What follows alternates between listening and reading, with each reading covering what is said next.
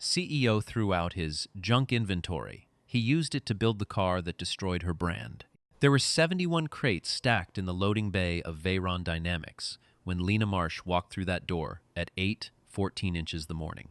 71 crates, each one marked with a red tag, each one bound for the industrial recycler on the east side of the city. The man responsible for those crates stood near the loading dock in a faded canvas jacket, both hands wrapped around a paper coffee cup, not arguing, not explaining, just watching.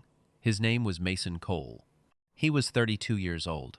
Behind him, holding his jacket sleeve with one small fist, was his daughter, Wren, 6 years old, half asleep, her white stuffed rabbit, Biscuit, dangling from her other hand by one ear. Lena Marsh looked at those crates and made a decision in less than 10 seconds.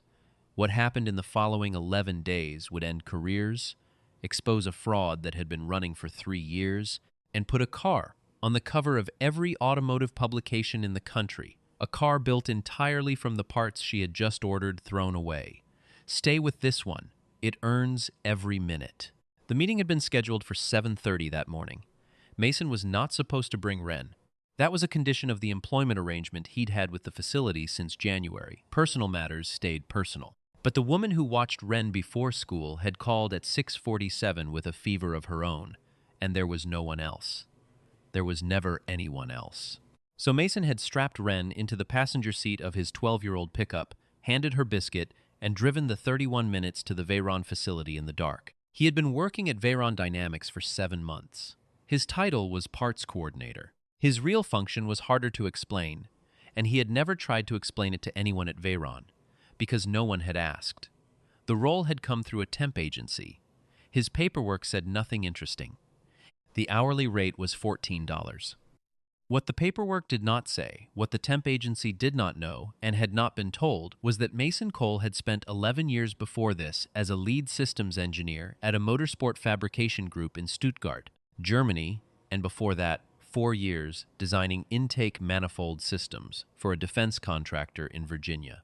He had left Stuttgart for reasons he did not discuss with strangers.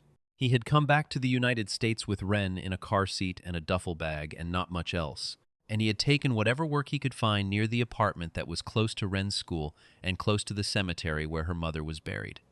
But that morning, none of that mattered.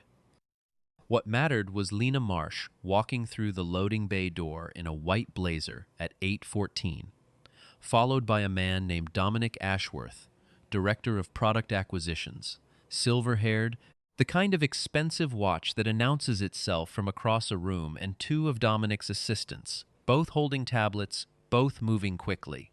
The 71 crates had been Mason's project. 6 months of sourcing, cataloging, cross-referencing parts from 7 suppliers against 4 ongoing prototype builds.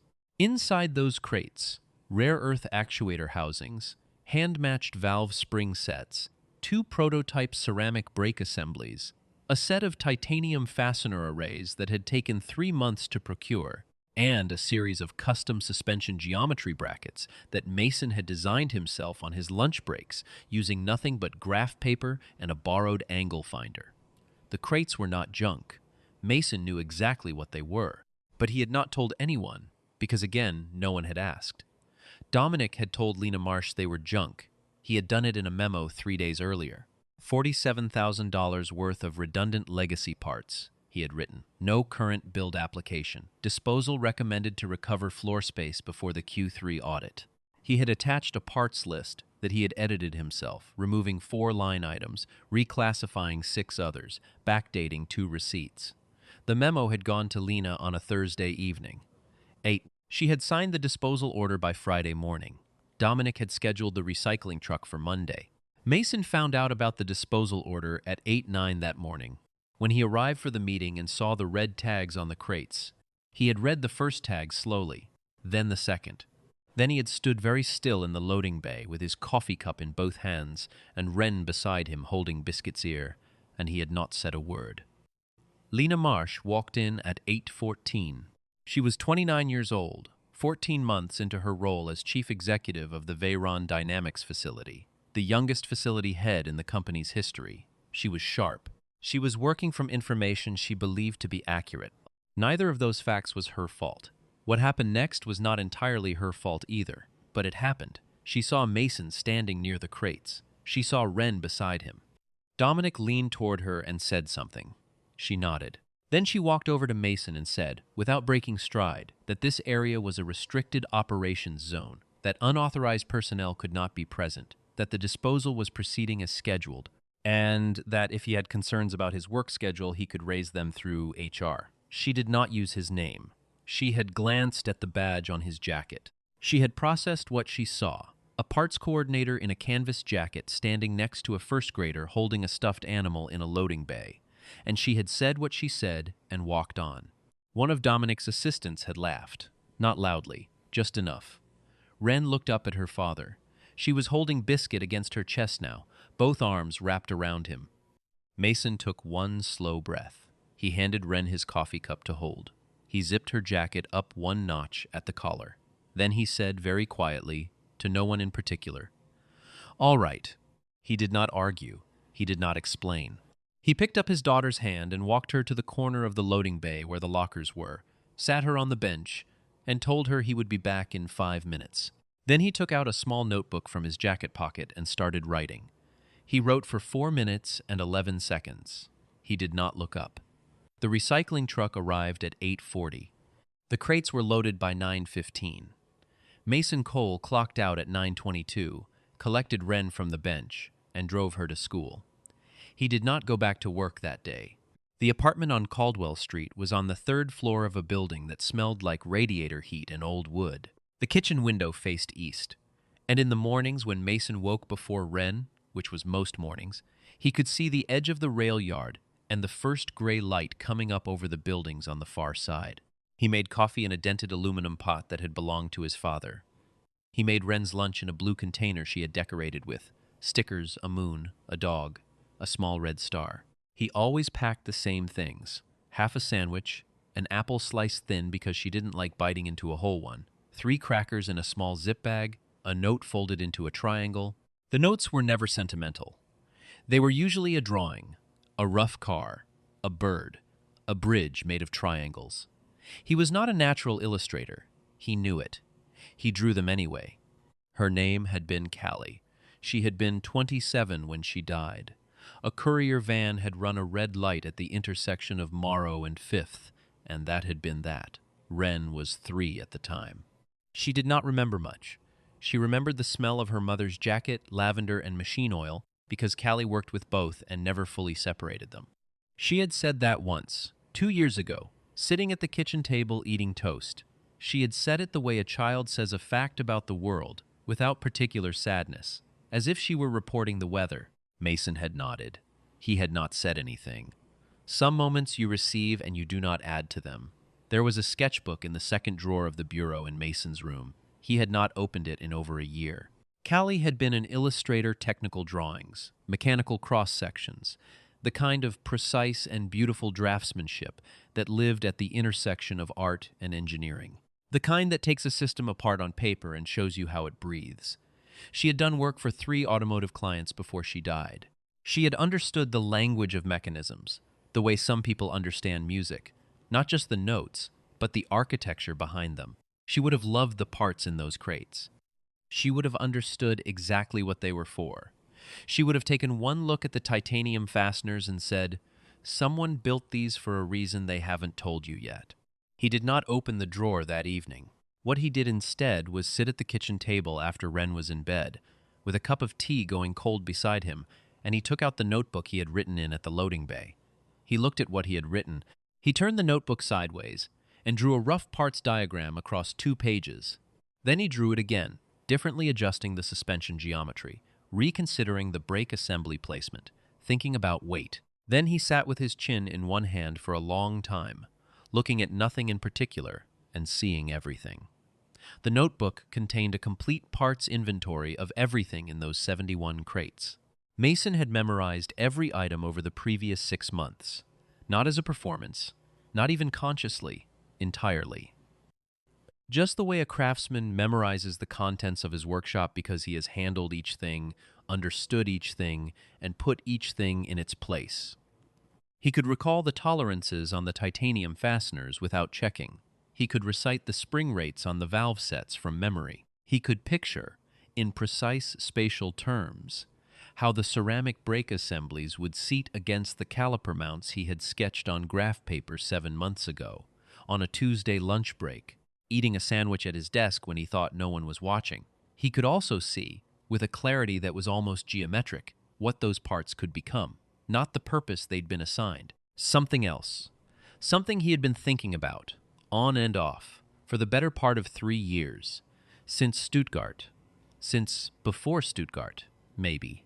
A design that had lived in his head the way certain things live in your head, not urgently, not clamoring for attention, but permanently present. Like furniture in a house you walk through every day without noticing, until one day you stop in the doorway and see the whole room.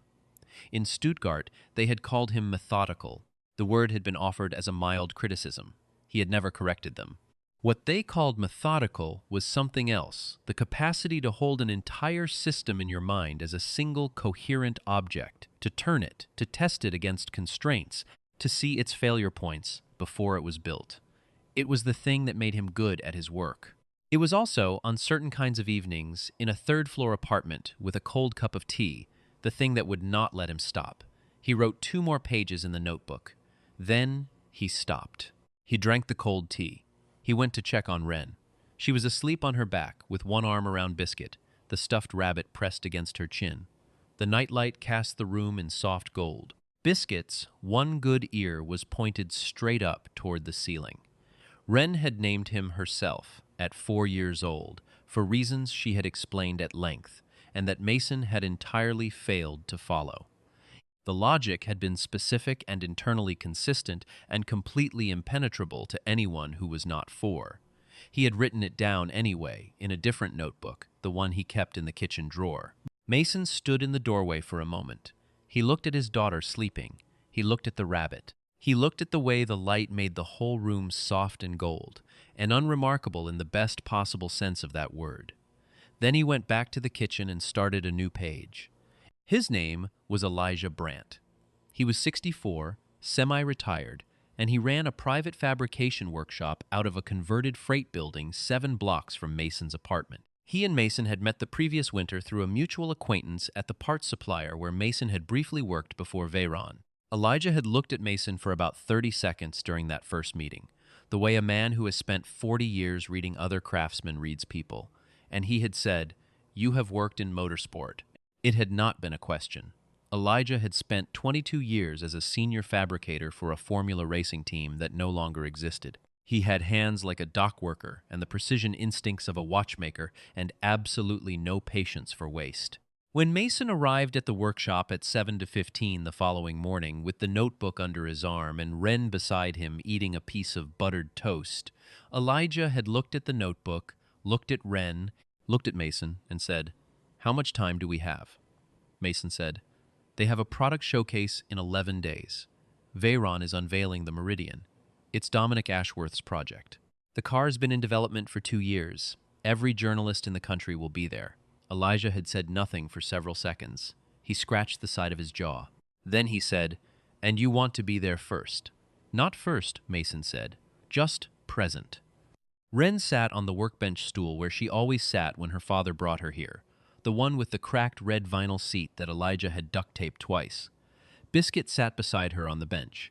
She was eating her toast and looking at the diagrams on the far wall with the same quiet focus her father used when he was thinking. Elijah opened the notebook to the first diagram. He looked at it for a long time. Then he said, "I know where the crates went." Mason looked up. Elijah said, "Recycling facility on Mercer East. I have a standing contract with the operations manager there. I pick up salvage twice a month. He owes me a conversation." He pulled out his phone. He made a call. He spoke for 3 minutes, then hung up. The crates had not yet been processed. They were scheduled for shredding on Thursday. Today was Tuesday. Mason had 36 hours. He called the recycling facility himself. The operations manager, a man named Bernard, who had a voice like gravel and a mind like a ledger book, confirmed that the materials had arrived Monday afternoon. He confirmed they had not yet been logged into the processing queue. He confirmed that under the salvage recovery clause of Elijah's standing contract, Authorized parties could claim marked materials prior to processing, provided they paid the standard recovery fee and provided documentation that the original disposal had been executed in error. Mason said, "I can provide that documentation."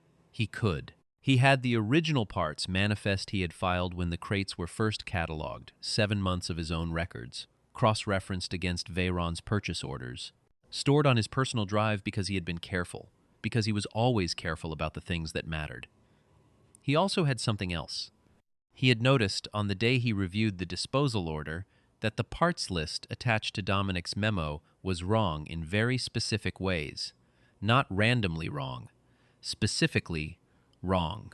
Wrong in ways that benefited an outside parts dealer on the east side of the city, a dealer Mason knew, from research he had done on his own time, had a financial arrangement with Dominic Ashworth that predated his arrival at Veyron by 2 years. Mason had not said anything about this.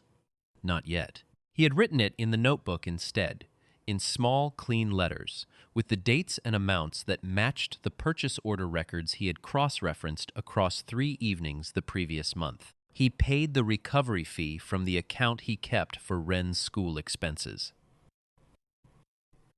He borrowed Elijah's truck. By 4 o'clock Tuesday afternoon, all 71 crates were stacked in Elijah's workshop.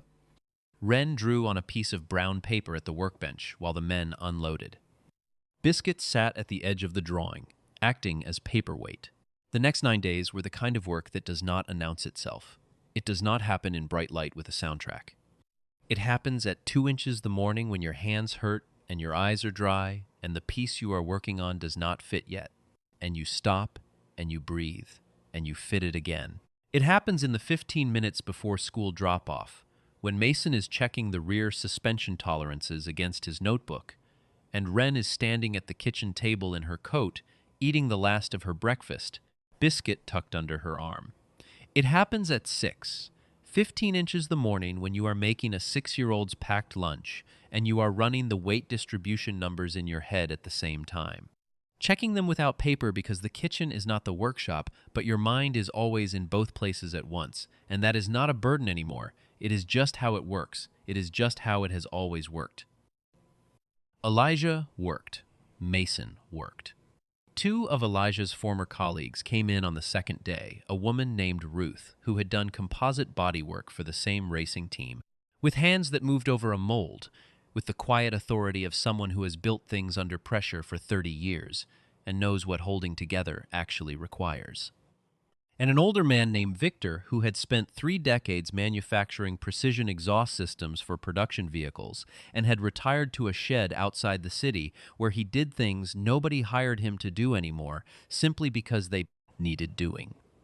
Victor did not talk much. He arrived each morning at 6:30 with a thermos and a canvas bag and set to work without preamble.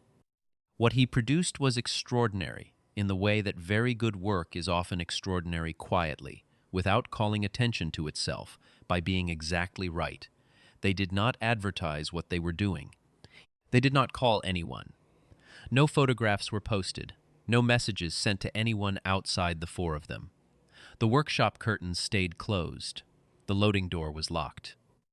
The sign on the workshop exterior said, as it always had, Brandt Fabrication Private Works. Nobody came to investigate. The design Mason had been carrying in his head for 3 years was not a complicated car. Not in the way that complicated is sometimes used to mean impressive. It was not trying to be impressive.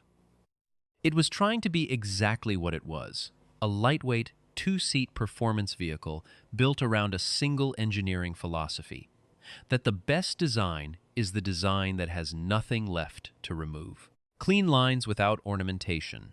A chassis that did what it needed to and nothing else, with no structural weight that did not earn its place. An engine bay with room to breathe, not crammed, not over-engineered, given the space that allowed each component to function at its actual capacity. The weight distribution of a vehicle that had been thought about over a long period of time by a person who understood that thought and time are not inefficiencies, they are the work. The parts from the 71 crates were not junk. Mason had known this from the moment he first logged them, back in the early autumn, On a Thursday afternoon when the facility was quiet and he had worked through his lunch break because the cataloging was more interesting than eating.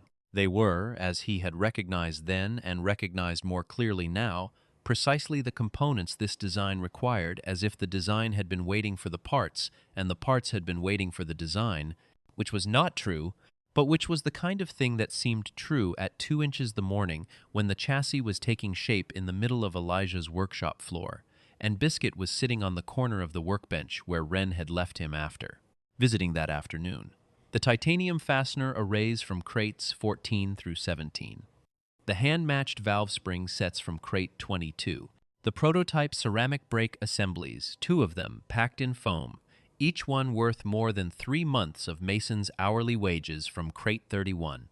The custom suspension geometry brackets that Mason had drawn himself, on graph paper, over 5 lunch breaks across the previous spring, using Elijah's borrowed angle finder and a mechanical pencil that had belonged to Callie and that Mason kept in his jacket's inside pocket because it was useful and for no other reason. The brackets fitted as if they had been manufactured to spec, because in every way that mattered, they had been. On day 4, Wren came to the workshop after school and sat on her stool, the one with the cracked red vinyl seat. Biscuit propped beside her like a foreman observing the progress, and she looked at the chassis for a long time without speaking. She said, "Is that what you were drawing in your notebook?" Mason said yes. She looked at it a while longer. Then she said, "It looks like it's already going somewhere." He looked at the chassis. She was right. Even stripped to its frame, without body panels, without anything on it that wasn't structural and necessary, the car had a directional quality, a sense of forward motion, standing still. Not every vehicle has that quality. Most don't. The ones that do, you can't manufacture it and you can't add it after the fact. It is either present in the geometry from the beginning, or it is not there at all. Ruth saw it too on day 5, when she started the first body panel layup and stood back to look at the chassis in relation to what she was about to build around it. She had worked with enough frameworks to know. She did not say anything. She just nodded once and went back to work. On day 7, Ruth finished the bodywork. On day 8, Victor finished the exhaust, a hand-bent system that cleared the rear subframe with 4 millimeters of clearance on each side and produced, when Mason ran the engine cold for the first time in a test cycle, a note that was not loud and not ostentatious and was, in some way that was difficult to explain technically, exactly correct. Like the right word in a sentence, like a measurement that comes back clean. On day 9, Mason and Elijah worked through the night. The coffee was bad. The light in the workshop had a faint flicker at the north end that Elijah had been meaning to fix for 3 years and had never fixed. Biscuit sat on the corner of the workbench where Wren had left him. At 3 inches the morning, Mason looked up from the wiring harness and said, to no one in particular, "She would have had a better name for it than I do." Elijah knew who he meant. He said, "What name do you have?" Mason thought about it. He said, "I don't have one yet." Elijah said, "You'll know it when you're done." At 5:47 on day 10, the engine turned over for the first time. It turned over quietly, as engines should, not with drama, not with anything to prove. It ran, and it ran well, and that was the whole of it. Mason stood with both hands on the hood, his eyes closed. He was not thinking about the showcase. He was not thinking about Dominic Ashworth. He was not thinking about anything that was going to happen in the next 6 hours. He was thinking about a Tuesday lunch break in September, in a facility he didn't work at anymore, with a piece of graph paper and a pencil that had belonged to someone he missed. Then he opened his eyes. He looked at Elijah. Elijah put his hand on Mason's shoulder, once, briefly. Then he went to make coffee. The Veyron Dynamics product showcase was held at the city's convention center, a glass-fronted building along the waterfront where the light came off the harbor at angles that made everything look more expensive than it was. There were 340 people registered to attend. Journalists, industry analysts, buyers, a full contingent of Veyron's board. Dominic Ashworth had organized the event personally. It was his triumph, 14 months in the making. The Meridian Veyron's flagship 2-seat performance vehicle was set to be unveiled at 11 a. At 10:17, in the secondary parking area adjacent to the convention center's service entrance, a flatbed truck arrived carrying a vehicle under a gray tarpaulin. The driver was Elijah Brandt. Beside him in the cab was Mason Cole, in the same canvas jacket he always wore. On Mason's lap was Wren, holding Biscuit by both ears. They did not go inside immediately. Mason helped Wren down from the cab. He smoothed her jacket collar. She handed him Biscuit, and he tucked the rabbit into his jacket pocket, one ear sticking out over the edge. He had made some calls the previous afternoon. One to a journalist named Sophie Harker at an automotive industry publication with the largest subscriber base in the country. One to a former colleague in Stuttgart who now served on the board of a major European automotive standards body.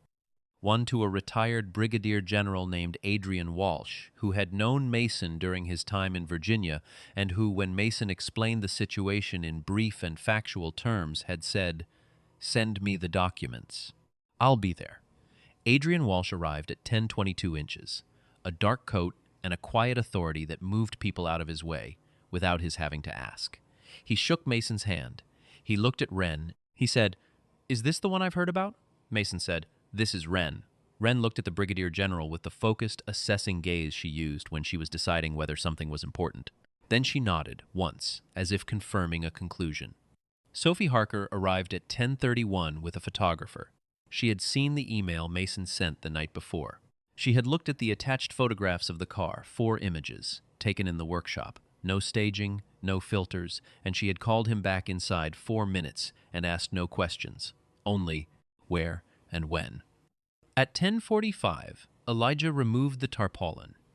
The car sat in the morning light, and it was, in the only honest way to describe it, exactly what it was. It did not pretend to be more. It did not need to. The lines were clean to the point of austerity. The composite bodywork Ruth had laid up was the color of brushed graphite. The wheels were stock production items, deliberately, purposefully unflashy. Everything that mattered about the car was underneath the bodywork, in the suspension geometry and the weight distribution, and the frame that had been built to last 40 years and knew it. Sophie Harker's photographer started shooting without being asked. At 10:58, a side entrance to the convention center opened and a woman came out. She was moving quickly, with her phone to her ear.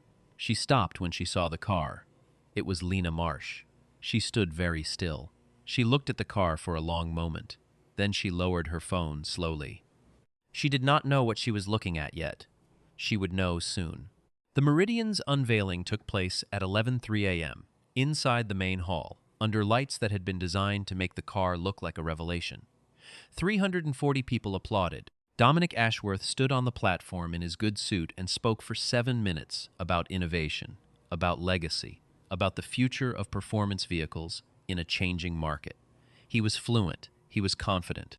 He was also, at that exact moment, standing 12 feet from a woman named Grace Feld, a junior analyst in Veyron's procurement division, who had worked under Mason for 4 months, who had noticed in February that the parts disposal memo attached to Dominic's recommendation contained a parts list that did not match the one she had personally helped Mason file in September, and who had said nothing then because she was 24 years old and new to the company, and Dominic Ashworth was a director. But Grace Feld had kept a copy of both lists. She had kept them in a folder she never opened at work, in a personal email account, because she had been waiting to see what happened next. That was the kind of person Grace Feld was. She waited, she watched, and she kept records. At 11:22, after the formal presentation concluded and the floor opened to press questions, Mason Cole walked through the main entrance of the convention center. He was wearing the canvas jacket. Wren was beside him, holding Biscuit by one ear. Brigadier General Adrian Walsh was 2 steps behind. Sophie Harker's photographer was 3 steps behind that. The room registered the entrance the way rooms register something they cannot immediately categorize. There was a pause. Not a theatrical pause.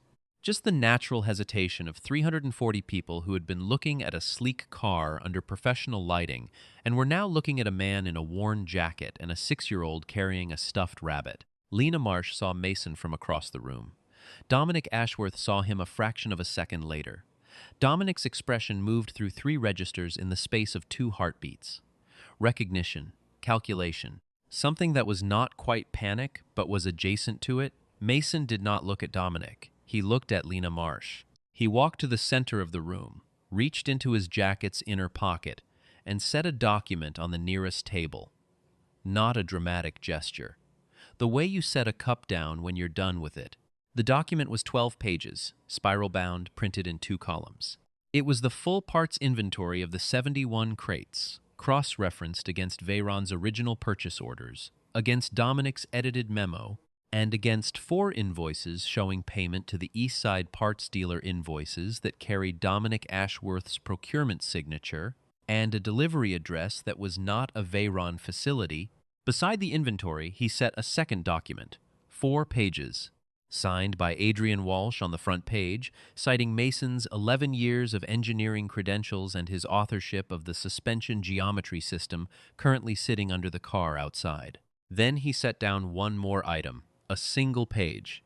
It was a parts receipt, dated 3 years prior, showing the original sale of a component family, the same component family at the core of the Meridian's performance claims to a third party. The third party was a holding company.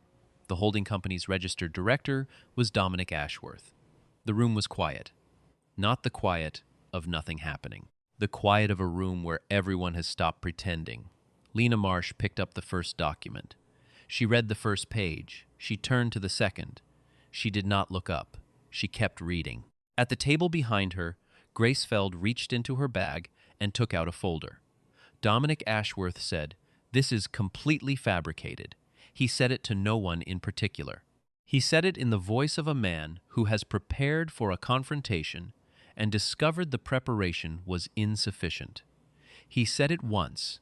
He did not say it again. One of Lena's board members, an older woman named Eleanor Stroud, who had been skeptical of Dominic's acquisition strategy for 18 months, walked to the table and looked at the documents without touching them. Then she looked at Dominic with an expression that had no warmth in it at all. Sophie Harker was writing. The photographer had not stopped shooting. Grace Feld handed her folder to Lena Marsh and said, "I've had this since February. I didn't know what to do with it. I'm sorry I waited." Lena Marsh looked at the folder. She looked at Grace. She said, very quietly, "Thank you." Then she looked across the room to where Dominic Ashworth was standing. She said his name, just his name, nothing else. The 2 men from building security who had been stationed near the rear entrance moved before she had to ask. Dominic straightened his jacket. He looked around the room once at the journalists, at the board members, at the 340 faces, looking back at him, and then he walked toward the exit, with his shoulders still square and his jaw still set, as if the departure were voluntary. It was not voluntary. No one had any doubt about that. He did not look at Mason. Not once. Lena Marsh asked the room for 5 minutes. Most people gave her 15, because she was the kind of person who, when things fell apart, did not perform composure. She simply had it, and that was different and more persuasive. She walked out of the main hall and through the side exit and into the secondary lot where the car sat under the morning light, and she stood in front of it for a while with her hands in her coat pockets. Then she walked around it slowly. She looked at the chassis geometry. She crouched near the rear wheel well and looked at the suspension mounting. She stood up. She looked at the bodywork. Then she turned to Mason, who was standing near the flatbed truck with his arms folded and Wren beside him. She said, "How long did this take?" Mason said, 9 days. "The design has been in my head for about 3 years," she said, "and the parts were all from the disposal order." He said, "All 71 crates." She was quiet for a moment. Then she said, "I owe you an apology. Not the kind where I say I'm sorry if something happened. The kind where I tell you exactly what I did wrong. In the loading bay. I looked at you, and I made a decision based on what I saw, and I did not ask a single question, not one question, and I ordered your work destroyed. I don't have a better way to say it than that. I was wrong." "I'm sorry." She said it clearly, without deflection, without the softening phrase that turns an apology into a weather report. She named what she had done. Then she looked down. Wren was standing beside Mason, biscuit held against her chest, looking up at Lena Marsh with the same calm, measuring gaze she used on everything unfamiliar. Lena Marsh looked at Wren for a moment. Then she did something that was not performed and not calculated. She crouched down to Wren's level, her coat pooling around her on the pavement, and she said, "I'm sorry I wasn't nicer to your dad." Wren considered this for a moment. She looked at Biscuit. She looked back at Lena. Then she said, "He knew it would be okay." 9 words, 11 years of precision engineering, 4 months of careful silence, 9 days of work that didn't stop. 6 years of a man raising a daughter alone in an East Side apartment with a dented coffee pot and a second drawer he didn't open. 9 words, and the room had no answer for them. Lena Marsh stood up slowly. Her eyes were not entirely dry. She did not apologize for that either. They talked for another hour in the parking lot, then moved back inside when the harbor wind picked up. Elijah Brandt drank 3 cups of the convention center's coffee, which he called unreasonably bad, with a fondness that suggested he had expected nothing better. Grace Feld sat with Sophie Harker and gave a careful, factual account of everything she had documented since February. Adrian Walsh spoke to Eleanor Stroud for 20 minutes in a quiet corner, and both of them had the relaxed expressions of people who have seen situations like this before and know exactly how they resolve. Sophie Harker's article would be live by 4 p.m. The photographs of the car, taken in the morning light outside the convention center, would be used as the lead image, not the Meridian. The car from the 71 crates. Mason and Lena Marsh talked for a long time about the car. Not about what it meant, not about the last week, just about the car itself, the suspension choices, the weight distribution, the ceramic brake assemblies, the philosophy behind the design. Lena asked questions. Good ones. Mason answered them directly, without performance, in the same flat voice he used for everything else. She had the focused attention of someone who understood what she was looking at and wanted to understand it better. At one point, she said, "I'd like to offer you a position, not coordinator. Not a title that understates what you are. We can talk about what that looks like." Mason said, "I'd want it in writing. I'd want it to say what I'm actually doing. And I'd want my schedule built around school pickup," she said. "All of that is reasonable," he said. "Then let's talk." Outside, the harbor light was going flat and gray the way it does in the late afternoon when the clouds come in from the water. Elijah had started the flatbed. Wren was in the cab, sitting on the high seat with her legs swinging. Biscuit propped against the dashboard where he could see out the window. Mason walked over to the truck. He opened the cab door and looked in at her. She was looking at Biscuit. She had straightened the rabbit's ears, the way she always did when she was settling him in for a ride. Mason said, "Ready?" She looked up. She considered this with the gravity she applied to important questions. Then she said, "Can we have pancakes?" He reached in and picked up Biscuit. He tucked the rabbit under her arm so she could hold him properly on the way home. He said, "Yeah, we can have pancakes." He closed the door gently and walked around to the passenger side. He got in. The truck pulled out of the lot, onto the avenue that ran along the waterfront, and they drove into the flat gray light of the late afternoon. The 3 of them, man, child, rabbit, heading home. The car stayed in the lot, uncovered, in the fading light. It looked, even standing still, like it was already going somewhere.